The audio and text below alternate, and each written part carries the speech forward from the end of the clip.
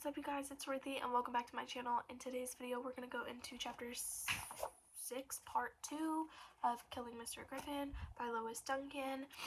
We are about to get into some good bits of this book, so let's keep on reading to find out what happens. This video may contain sensitive topics and foul language. If you do not wish to continue, please click off the video now. You have been warned. "I'm here," David said. His face was red and his breath was coming in gasps. "Yeah, I see," Mark said coldly. "You sure took your own sweet time about it. I ran all the way," David said. "The pills took longer to work than I thought they would. You can't regulate something like that. You could have doubled the dosage. I didn't know how strong they were. Too much could have killed her." "That's crazy," Jeff said. "Betsy's mom swills them down like there's no tomorrow, and she's still alive and kicking. My Gram's different. She's an old lady." "Shut up, you guys." Mark's eyes were focused on the door of the building. "Get in the back seat, quick, Dave. I think they're coming." "They? You mean Sue's with him?" She was supposed to split and go in the other direction. David opened the back door of the car and scrambled hastily inside. Pulling the door closed, he disappeared behind the back of the front seat. "I think, yeah, it's both of them. She's with him all right. She's walking him right out here like a good little puppy dog."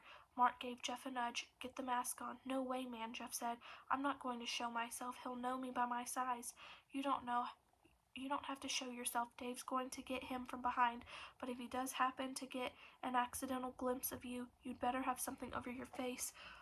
Mark was pulling the nylon stocking over his own head. "Okay, you know what to do. He'll go around to the driver's side and get in. When he starts to put the key in the ignition, Dave will stand up and shove the bag down over his head. As soon as he does that, you'll throw open the door on this side and jump in. Try to get his arms pinned to his sides.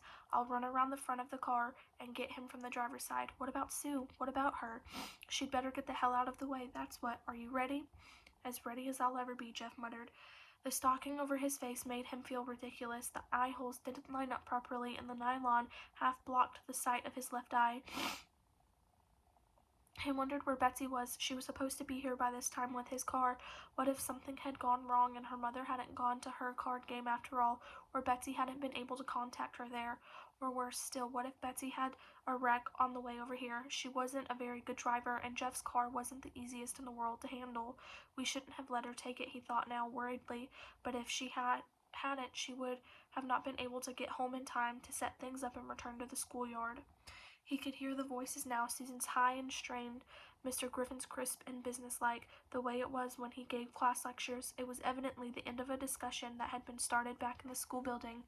"Didn't think it would have to be perfect," Susan was saying, "and Mr. Griffin, that's the whole point, Miss McConnell.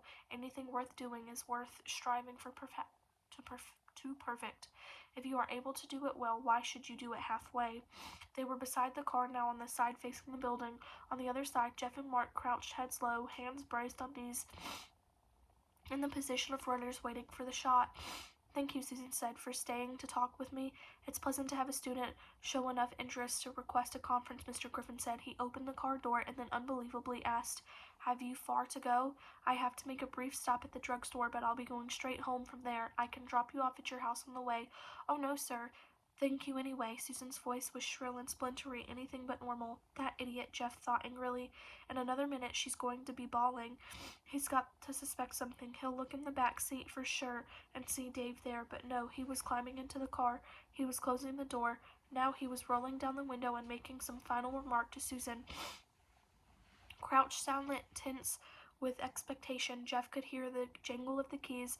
Then there was a thump and Griffin's voice rose sharply in a muffled shout.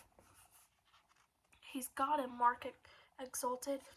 And then they were both moving. Jeff had the car door open in an instant, and he hurled himself upon the thrashing figure. From his position in the back seat, David was holding the bag down with difficulty as the man in the front twisted and shoved at it with his frantic hands.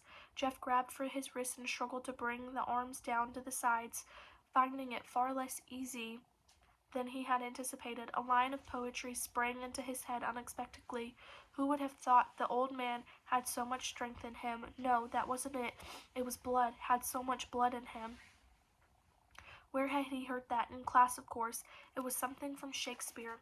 The realization filled him with a surge of unreasonable fury. Griffin had them brainwashed. Shakespeare was coming out of their ears. Mark had the door other door open now and was trying to loop the rope. Pin his arms, damn it, he growled. I'm trying. Jeff got a grip of Griffin's wrist and heaved himself up so that the entire weight of his weight was bearing down on the struggling figure. There, that does it. Get the rope around him. Damn bastard's a wildcat.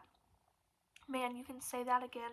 Between them, they hauled him forward on the seat and began winding the ropes around him as though he were a mummy. Mr. Griffin's efforts were weaker now. They came in spasm like jerks. He raised his knees suddenly, jabbing Mark in the ribs.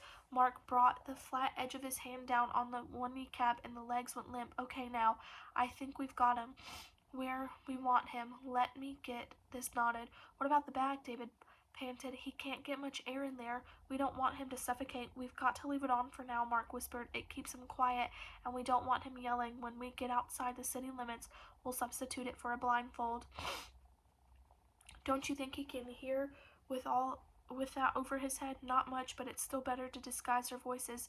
Don't use names or say anything you don't want him remembering later. Mark's face was glowing. Hey man, didn't I tell you we could do it? It went just perfect. So far, just at least. Jeff leaned against the back of the seat, breathing hard. He still found himself astonished at the teacher's strength. He's a live one. You've got to say that for him. What'll we do now? Just what we planned to do. Take him up to the waterfall. But my car isn't here yet. We'll take his. The girls can follow when the other car shows up. They know where to go. From his place in the back seat of the car, David rolled down the window and leaned out. Susan was standing several feet away. Her face was white and tears were streaming down it. What's the matter? David asked her. It was awful, just awful. You said you weren't going to hurt him. We didn't. He's just fine. If I pull off this bag, the first thing he would do would be spit in my face. You said yourself that he can't breathe. If he passes out, we'll open it up. I'll keep watch on that. Don't worry. That's my job. I'm bad boy. We're going to go on now, Mark said. It's too risky to stay parked here. Besides, we don't have too much time if we want our alibis to work for us. You, he gestured to Susan, stay here and wait for her. It's best we don't use people's names when we talk about them.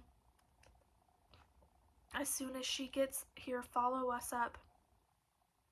Got it. Wordlessly, Susan nodded. The tears kept coming. Oh, Christ, Mark shot her a glance of disgust. Cut the waterworks. Nothing happened. That wasn't supposed to happen. Do you know what you're supposed to do? Yes, Susan whispered. Okay, we'll see you there. Mark turned the key in the ignition and started the engine. It died on him. He cursed and tried it again. This time it caught, and when he pressed down on the accelerator, the car moved slowly across the parking lot and pulled out onto the street. Standing alone in the empty lot, Susan watched it until it reached the corner. Then it turned east in direction of the mountains, and she could see it no longer. It was less than 5 minutes before Jeff's Ford pulled into the lot with Betsy behind the wheel. When she saw Susan, her eyes widened with alarm. What happened? Where is everybody? They went on, Susan told her. They said to tell you to meet them up there where we had the picnic. Did it work? Did everything go all right? Do they have him tied up and everything? It went just like it was supposed to, Susan told her. And I had to miss all the excitement, Betsy brought her. Fist down, hard on the edge of the steering wheel. Everything went fine at my end. And then on the way over here, I got stopped by a cop. He said I was speeding, which I wasn't. And of course I had to explain it was my boyfriend's car, which was why the registration was in his name, not mine. It took forever. She glanced at her watch. Well, hurry up and get in. Susan said, you go without me. Why? Betsy asked. She looked more closely at Susan's face. Have you been crying? Did something go wrong that you haven't told me about?